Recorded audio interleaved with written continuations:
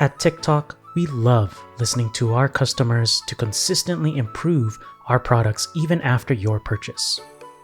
We've heard your feedback on wanting a custom texting option, which is why we are so excited to finally introduce our TalkToText feature for both new and existing TikTok 4 users.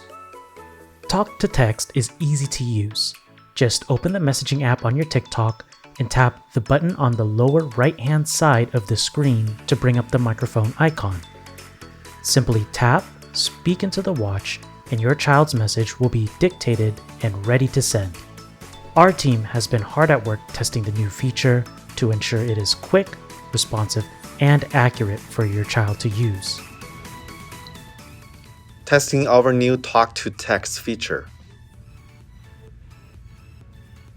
Fuzzy Wuzzy was a bear. Fuzzy Wuzzy had no hair. Fuzzy Wuzzy wasn't very fuzzy, was he? TalkToText is officially available as a free upgrade from your watch settings under the OS update for both new and existing TikTok 4 users. Be sure to follow us on social media at MyTikTok and visit our website www.mytiktok.com.